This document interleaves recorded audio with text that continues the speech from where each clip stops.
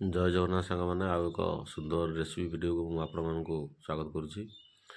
ତେଣୁ ଚାଲନ୍ତୁ ଏଇ ରେସିପି ଆମେ ଦେଖିବା, ଯେଉଁଟା ଆମର ଅତି ପରିଚିତ ଓଡ଼ିଆଙ୍କର ଖାଦ୍ୟ, ଯେଉଁଟା ବରା।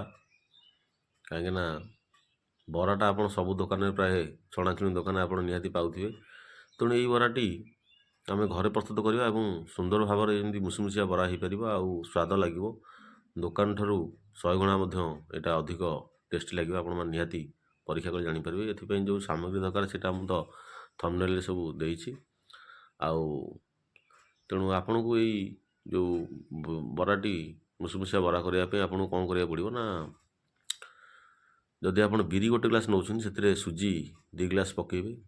ଆଉ 2 ଗ୍ଲାସ୍ ପକାଇକି ତାକୁ ଭଲସେ ମାନେ ରାତି ଯାକ ପାଣିରେ ବତୁରେଇ ଦେବେ। ଆଉ 6 ଘଣ୍ଟା ଖଣ୍ଡେ ବତୁରି ସାରିଲା ପରେ ତାକୁ ଆଣି ଗ୍ରାଇଣ୍ଡିଙ୍ଗ କରିକି ଆପଣ 2-3 ଘଣ୍ଟା ରଖିକିରି ତାପରେ ଆପଣ ବରା ପ୍ରସ୍ତୁତ କରିପାରିବେ। ଆଉ ଏଇ ବରା ପାଇଁ କ'ଣ କ'ଣ ସବୁ ସାମଗ୍ରୀ ଦରକାର ନା, ଆପଣଙ୍କୁ ପିଆଜ ଦରକାର, ଯେଉଁଟା କାଟିକି ବରାରେ ପକାଇବେ। ତେଣୁ ଆପଣ ସ୍କୋୟାର ସାଇଜ୍ ପିଆଜ କାଟିପାରିବେ ବା ଲମ୍ବା ବି କାଟିପାରିବେ। ତା ସହିତ ଆପଣଙ୍କୁ ଭୃସଙ୍ଗା ପତ୍ର, ଆଉ ବରାଟାର ବାସ୍ନା ଭଲ ଆସେ ଭୃସଙ୍ଗା ପତ୍ରରେ।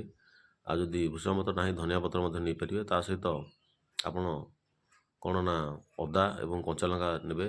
ଆଉ ଜିରା ମଧ୍ୟ ଚାହିଁଲେ ପକାଇ ପାରିବେ। ଆଉ ଆମ୍ବକଷିଆ ଅଦା ମଧ୍ୟ ଯଦି ଆପଣଙ୍କ ପାଖରେ ଅଛି, ସେଇଟା ପକାଇଲେ ବରାର ସ୍ୱାଦଟା ଆହୁରି ବଢ଼ିଯାଏ।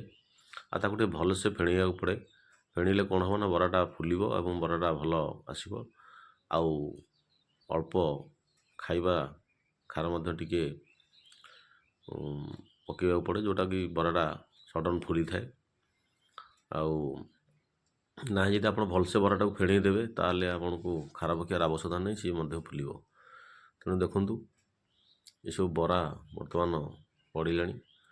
ତେଣୁ ବରା ପକାଇବାକୁ ହେଲେ ଆପଣମାନଙ୍କୁ ନିହାତି ତେଲଟିକୁ ଭଲସେ ଗରମ କରିବାକୁ ପଡ଼ିବ। ଅଧିକ ଗରମ କଲା ପରେ ତାପରେ ବରାଟିକୁ ପକାଇବେ, ନହେଲେ ବରାଟା ତଳେ ଲାଖିଯିବ। କାହିଁକିନା ଘରେ ଯେହେତୁ କରୁଛି, ଦୋକାନରେ କଲେ ତ ବଡ଼ ତେଲ, ବହୁତ ତେଲ ଥାଏ। ଆଉ ବରାଟା ପକାଇଲେ ଉପର ତଳ ସବୁ ତା'ର ଏକା ସାଙ୍ଗରେ ସିଝିକି ଆସେ। କିନ୍ତୁ ଘରେ ତ ସେମିତି ନାହିଁ, ଘରେ ତ କମ୍ ତେଲ ଆମେ ବ୍ୟବହାର କରୁ ନା। ଆଉ ଦେଖିପାରୁଥିବେ ଏଇ ସବୁ ଭଲ ତେଲ। ଆମ ଦୋକାନରେ ତ ଦେଖୁଥିବେ କାଣ୍ଟି ଭଳିଆ ତେଲ ଥିବ, ପୋଡ଼ା ତେଲ, ଯେଉଁଟାକୁ ଖାଇଲେ ଆମର ହୃଦୟ ପ୍ରତି ବିପଦ ବା ହାର୍ଟର ସମସ୍ୟା ଦେଖାଯାଇଥାଏ ଏବଂ ବିଭିନ୍ନ ପ୍ରକାର ଚର୍ମ ରୋଗ ମଧ୍ୟ ହୋଇଥାଏ, ଯେଉଁଟା ଆମର କୋଲେଷ୍ଟ୍ରଲ୍ ବଢ଼େଇଥାଏ। ତେଣୁ ଦେଖନ୍ତୁ କେତେ ସୁନ୍ଦର ଭାବରେ ବରା ପ୍ରସ୍ତୁତ ହୋଇଯାଇଛି। ତେଣୁ ବରା ପରେ ଆପଣମାନଙ୍କୁ ନିହାତି ବିଭିନ୍ନ ପ୍ରକାର ରେସିପି ଭିଡ଼ିଓ ମୁଁ ମୋ ଚ୍ୟାନେଲ୍ ମାଧ୍ୟମରେ ଛାଡ଼ୁଛି ଏବଂ ଆଗାମୀ ଦିନରେ ମଧ୍ୟ ଛଡ଼ାଯିବ। ତେଣୁ ନିହାତି ଦେଖିବେ, ଭଲ ଲାଗିଲେ ଚ୍ୟାନେଲ୍ଟିକୁ ସବସ୍କ୍ରାଇବ୍ କରିବେ। ଆଉ ଦେଖନ୍ତୁ କେତେ ସୁନ୍ଦର ଭାବରେ ବରାର ଯେଉଁ ଫୁଲିକି ରେଡ଼ି ହୋଇଯାଇଛି ବରା। ତେଣୁ ଏହିପରି ଭାବରେ ଆପଣ ମଧ୍ୟ ଏଇ ବରାରେ କ'ଣ ନା, ଯେକୌଣସି ଯେଉଁ ଆମର ଘୁଗୁନି ହେଉ କି ଟମାଟୋ ସସ୍, ଚିଲି ସସ୍, ଆମର ସୋରିଷ ସସ୍ ଅଛି, ସେଗୁଡ଼ାକୁ ତାକୁ ବି ବ୍ୟବହାର କରି ଆପଣ ଖାଇପାରିବେ। ଆଉ ଏଇଟା କୌଣସି ପ୍ରକାର ଦେହ ପ୍ରତି କ୍ଷତିକାରକ ନୁହେଁ, କାହିଁକିନା ଏଇଟା ଆମେ ଘରେ ନିହାତି ପ୍ରସ୍ତୁତ କରୁଛୁ। ଦେଖନ୍ତୁ କେତେ ବଡ଼ ବଡ଼, କେତେ ସୁନ୍ଦର ଦେଖାଯାଉଛି ବରାଟା, ଆଉ ମୁସମୁସିଆ ମଧ୍ୟ। ଆଉ ଫୁଲିକି ବରା ବର୍ତ୍ତମାନ ରେଡ଼ି। ଏଥିରେ ଆପଣ ଯଦି 10-20ଟା ମଧ୍ୟ ଖାଇଦେବେ, ତଥାପି ଆପଣଙ୍କ ପେଟ କିଛି କ୍ଷତିକାରକ ନୁହେଁ, କିଛି କ୍ଷତି ହେବ ନାହିଁ। ତେଣୁ ଭିଡ଼ିଓଟି ସରୁଛି ସାଙ୍ଗମାନେ, ରଖୁଛି। ଭଲ ଲାଗିଲେ ଭିଡ଼ିଓଟି ଲାଇକ୍, ସେୟାର, କମେଣ୍ଟ କରିବେ। ଜୟ